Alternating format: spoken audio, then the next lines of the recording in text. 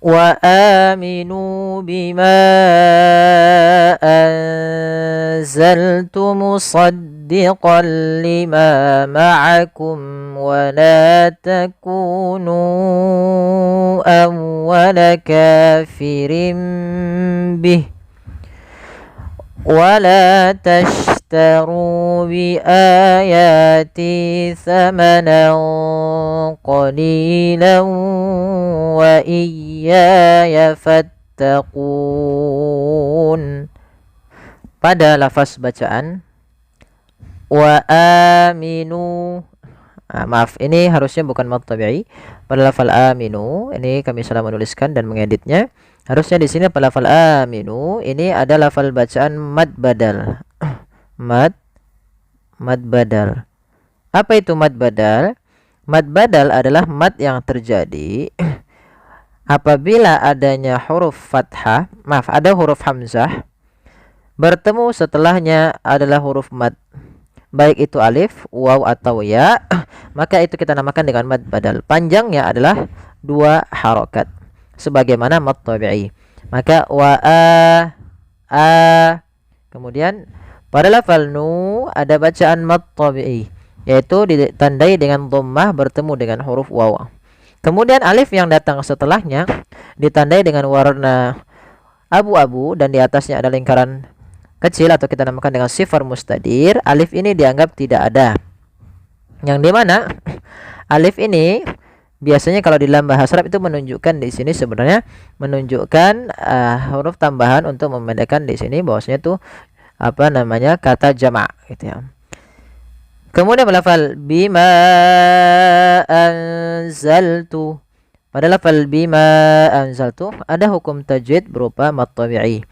Maka hati-hati teman-teman, jangan sampai di sini untuk mad jaiz munfasil sendiri kita panjangkan 4 harokat, sehingga ini jangan sampai kita kurangi kadarnya. Misalkan dibaca bima anzaltu jadi 2 harokat. Tidak, karena apa? Karena untuk bacaan mad jaiz munfasil di dalam riwayat Imam Hafiz, khususnya Imam Syatibi itu 4 harokat atau 5 harokat. Nah, mad jaiz ini terjadi kapan? Terjadi apabila ada mad tabi'i di sini bertemu dengan huruf hamzah setelahnya dan huruf hamzah tersebut berada di lain kata. Jadi tidak dalam satu kata tapi lain kata. Contoh di sini bima satu kata, anzal itu satu kata. Maka bimanya kita panjangkan sepanjang 4 harokat. Bagaimana? Bima anzaltu, bima panjang dulu. Kemudian berlafal anzaltu, ada nun sukun bertemu dengan huruf zai, maka ini kita hukumi dengan bacaan ikhfa. Apa itu ikhfa? Ikhfa yaitu membaca di antara bacaan idgham dan izhar. Idgham itu suara nunnya dihilangkan atau masukkan kepada huruf setelahnya. Kalau izhar, suara nunnya diperjelas. Dan sedangkan ikhfa di antara keduanya, sehingga nunnya samarkan ke zai. Azah. Atau biasa lebih mudah untuk memperingatnya pakai ng atau ang gitu ya. Tapi tidak semua ikhfa dibaca dengan ang. Maka azah, seakan-akan kita langsung menafalkan ke huruf zainya.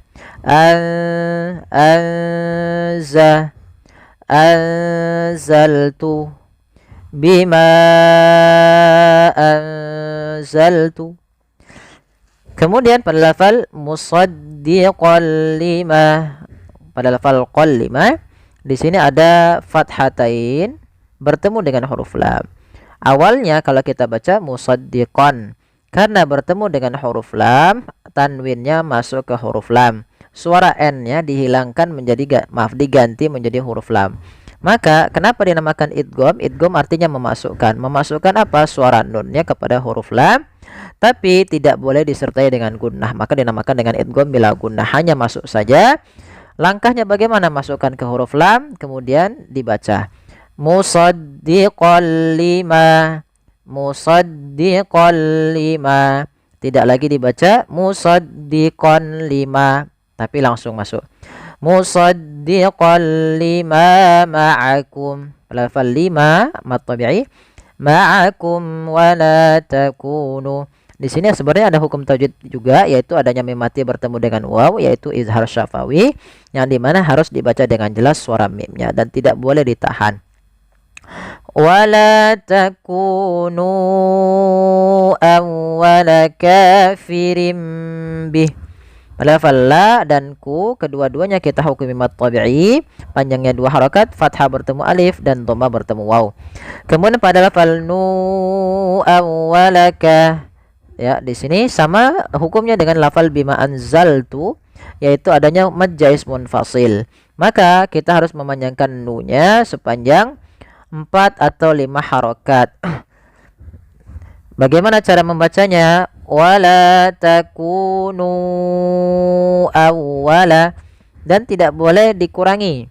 Misalnya wala takunu awwala jadi 2 harakat atau lebih daripada, misalnya 4 atau 5 harakat. Contoh, wala takunu.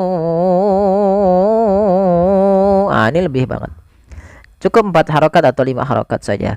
Kemudian awwala kafirim bih. Kemudian pada lafal ka sebenarnya ada mad tabi'i lagi, yaitu fathah bertemu alif. Kemudian lafal kafirim bih. Di sini ada bacaan iqlab. Apa itu iqlab? Iqlab dasarnya adalah aqlaba yuqlibu, membalikkan. Sebenarnya di sini adalah adanya huruf berharokat tanwin pada lafal rin, kafirin. Asalnya kafirin. Ketemu dengan ba. Nah, di sini ditulis dengan mim kecil di sini. Ini menggantikan untuk huruf tanwinnya. Kafirin bihi asalnya. Karena di sini ada tanwin bertemu dengan ba, itu biasanya kita hukumi dengan bacaan iqlab. Iqlab itu mengganti suara nun menjadi suara mim. Maka di sini ditandai dengan huruf mim kecil. Maka ini kita baca kafirin bih. Awalnya kafirin bih karena dia ganti suara nunnya, kafirim bih diganti dengan huruf mim. Kemudian ketika kita melafalkan ini kafirim bih, itu sebenarnya ada 2 cara baca. Yang pertama dengan itbaq, yang kedua dengan suara furjah. Tapi kita mengambil yang itbaq saja, yaitu bibir kita tertutup dengan rapat. Kafirim bih. Kemudian langkah selanjutnya untuk iqlab, ditahan suara nya sepanjang 2 harakat untuk menyempurnakan gunnahnya. Untuk menyempurnakan itu bacaannya. Wala takunu awwala kafirim bih. Kemudian wala tashtaru. Di sini la mad tabi'i. Shin, hati-hati di sini jangan dibaca dengan tastaru, wala tastaru, dia harus shin pakai y. Bagaimana cara melafalkannya? Kita sesuaikan makhraj daripada huruf shin. Makhrajnya adalah tengah lidah kita. Ja, sya, ya itu tengah lidah. Ya, sya, ja, ya. Maka tashtaru dan dialirkan. Shin juga memiliki sifat namanya sifat tafashi, intisyarus saut fil fam, yaitu menyebarnya suara di dalam mulut lebih banyak daripada yang dikeluarkannya. Wala tashtaru bi ayati. Pada lafal ru mad tabi'i lagi, dhamma bertemu waw.